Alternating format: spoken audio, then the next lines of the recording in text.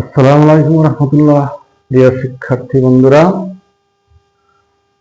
আপনারা কেমন আছেন? আজ আমি আবারও ইংলিশ টেক্সট নিয়ে আলোচনা ক্লাস নিয়ে আসলাম। এখন এই যে কিছু কিছু ক্ষেত্রে নেগেটিভ অর্থ চেনা বড় মুশকিল। টেক্সটের ক্ষেত্রে নেগেটিভ অর্থ থাকলে নট বসবে না, না থাকলে নট বসবে। আর নেগেটিভ অর্থ কোনগুলো আমি বলছি, এগুলো সুন্দরভাবে নোট করে লিখবে, খাতায় নোট করে রাখবে, সবচেয়ে বেস্ট হবে। আমি বোর্ডটা ছোট, লেখা সম্ভব না অনেকগুলা। যাই হোক, আমি বলছি সবাই খাতা বাইরে করো। নেগেটিভ ওয়ার্ড যেমন সহজগুলো বলি আগে। Not, no, never. হ্যাঁ, নেগেটিভ ওয়ার্ড জানে, আছে সবাই জানে, কিন্তু কিছু কিছু ওয়ার্ড আছে মনে রাখা অনেক টাফ, কিন্তু বারবার এগুলা খাতায় লেখা মুখস্থ করবে। নাথিং, নাথিং, নেইদার, নান, hardly, few, little, scarcely, barely, hardly, nobody, seldom।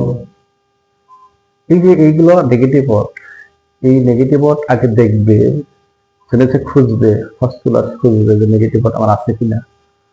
Negative word না থাকলে নট বসবে না, না থাকলে নট ইউজ করতে হবে। এখন একটা মজার ক্লাস নিয়ে আসলাম। মজা লাগবে।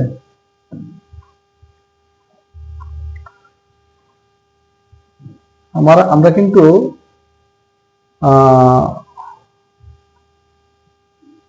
তিনটা ভার্ব নিয়ে একটু মজা করব। এই মজাই লাগবে। যাই হোক, এই যে ডু, ডু, ডিড, ডিড, ডাস, এই তিনটা ভাব, ডু, ডু, ডিড, ডাস, এই তিনটা ভাবকে আমি সোর ভাব হিসাবে ধরে দিচ্ছি। কারণ মনে থাকার কারণে, মানে মনে থাকে না অনেকেরই, যাতে মনে থাকে, টেকনিকটা যাতে মনে থাকে, এই জন্য এই ডু, ডিড, ডাস এই তিনটা হচ্ছে সোর ভাব। কয়টা? সোর ভার্ব তিনটা। সোর ভার্ব।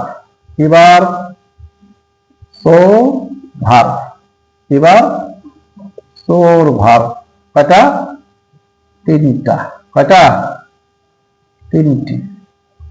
সোর ভার্ব তিনটা। কেমনে সোর ভার্ব? তাহলে একটু ক্লাস বলে দিই, শুরু করি। হ্যাঁ, এই ডু, ডিড, ডাস কেমনে সোর ভার্ব হইল? যেমন এই যে একটা ছেলে শুরু করি আমরা, হে গো,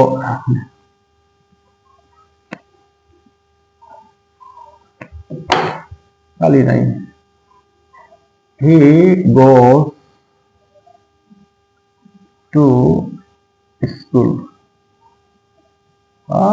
goes to school, dot dot dot, he goes to school।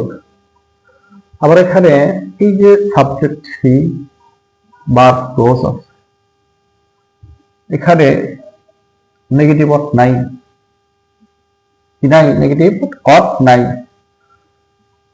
আর এই ইয়েসটা কেন বসলো আর বুঝতে হবে, এটা থার্ড পার্সন। কোন নাম্বার? Singular number. হি এটা একটা সাবজেক্ট। আমি এর আগে বলছিলাম, আরেক ভিডিওতে বলছিলাম যে সাবজেক্ট যখন থার্ড পার্সন সিঙ্গুলার নাম্বার থাকে, কি নাম্বার? সিঙ্গুলার নাম্বার থাকে, ভার্ব প্রেজেন্ট ফর্ম থাকে, ওই ক্ষেত্রে আমার ভার্বের সাথে ইয়েস যোগ করতে হয়। হি গোস টু স্কুল, সে স্কুলে যায়।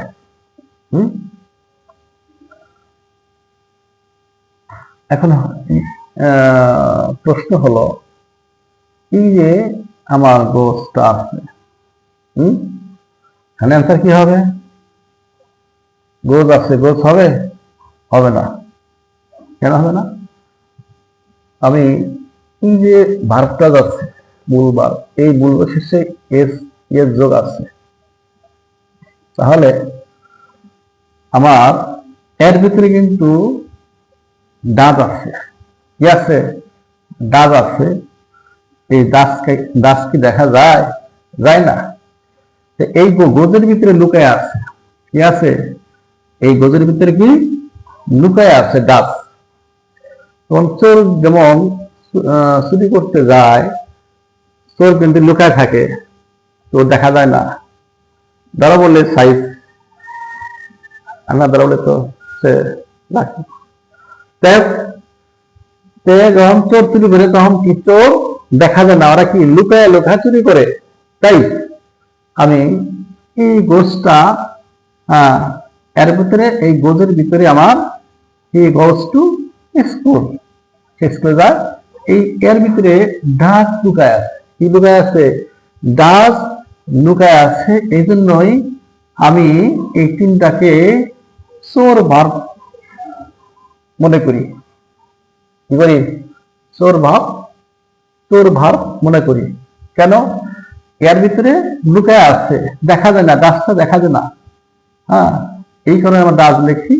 আর পাস্টের ক্ষেত্রে কিন্তু পাস্ট ভার্ব থাকলে, যেমন এখানে যদি ওয়ান্ট লিখি, তাহলে এর ভিতরে কি ডিড দেখা যায় না। পাস্টের ক্ষেত্রে আমরা ডিড লিখি। আর প্রেজেন্টের ক্ষেত্রে কি লিখি? Present verb. যেমন আমি যদি আই গো টু স্কুল লিখি, প্রশ্ন মার্ক, এই যে গো যা আছে, কিন্তু গো লিখতে পারবো না, কিন্তু গো আছে, এই গোর ভিতরে কি লুকায় আছে? ডু লুকায় আছে। কি লুকায় আছে? ডু লুকায় আছে। এই জন্য আমরা এটাকে গোটা কি চোর ভার্ব মনে করব। তাহলে এই গোটা এর ভিতরে লুকায় আছে, এই গোটা কি লুকায় আছে, মানে চেপায় অথবা ঘরের ভিতরে এক কোনায় লুকায় আছে। এই যে এই গোর জন্য আমরা কি ডু ইউজ করব। ডু। এবার কি লুকায় আছে? ডু লুকায় আছে। এজন্য কি আমরা কি লিখবো? ডোন্ট আই লিখবো। কি লিখবো? Don't I. আর এখানে হি গোস আছে, কি লিখবো? Doesn't he. কি লিখবো? Doesn't he. Question mark. ঠিক আছে? আর এখানে আয়ের পরে গো, ইয়েস কেন দেখো না? আইটা হচ্ছে first person, he third person, singular number. কি নাম্বার? Singular number. এই জন্য আমরা বাবার সাথে ইয়েস যোগ হয়েছে। এখন আইটা ফার্স্ট পারসন, সিঙ্গুলার নাম্বার, কিন্তু ফার্স্ট পারসন, এই কারণে গোর পর ইয়েস যোগ হবে না। ওকে, আজ এখানে সমাপ্ত। যদি ভালো লাগে ক্লাসটা, একটু লাইক, কমেন্ট, শেয়ার করবেন। সবাই ভালো থাকবেন। খোদা হাফেজ। বাংলাদেশ।